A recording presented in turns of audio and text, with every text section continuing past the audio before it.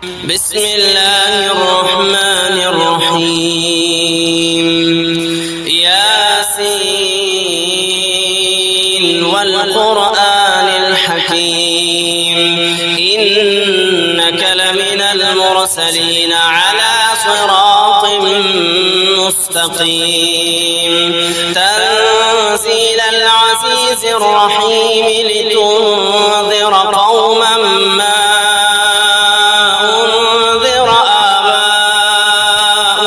فهم غافلون. لقد حق القول على أكثرهم فهم لا يؤمنون.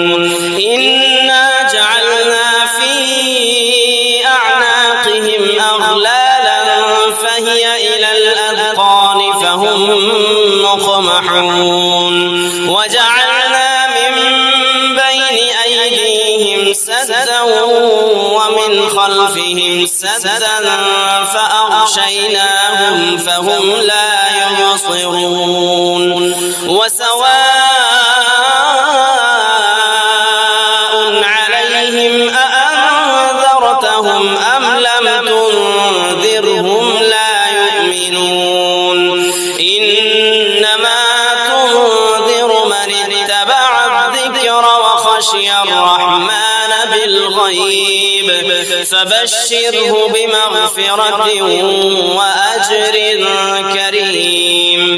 إنا نحن نحيي الموتى ونكتب ما قدموا وآثارهم وكل شيء أحصيناه في إمام مبين. واضرب لهم مثلا أصحاب القرية إذ جاءها المرسلون إذ أرسلنا إليهم اثنين فكذبوهما فعززنا بثالث فقالوا إنا إليكم مرسلون. قالوا ما أنتم إلا بشر مثلنا وما أنزل الرحمن من شيء إن أنتم إلا تكذبون. قالوا ربنا يعلم إنا إليكم لمرسلون وما علينا إلا البلاغ المبين. قالوا إنا تطيرنا بكم لئن لم تنتهوا لنرجمنكم وليمسنكم منا عذاب أليم. قالوا طائركم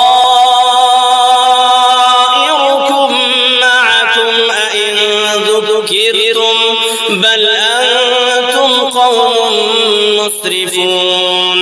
وجاء من أقصى المدينة رجل يسعى قال يا قوم اتبعوا المرسلين اتبعوا من لا يسألكم أجرا وهم مهتدون. وما لي لا أعبد الذي فطرني وإليه ترجعون. أأتخذ من دونه آلهة إن يردني الرحمن بضر لا تغني عني شفاعتهم شيئا ولا ينقذون. إني إذا لفي ضلال مبين. إني آمنت بربكم فاسمعون. قيل ادخل الجنة قال يا ليت قومي يعلمون بما غفر لي ربي وجعلني من المكرمين. وما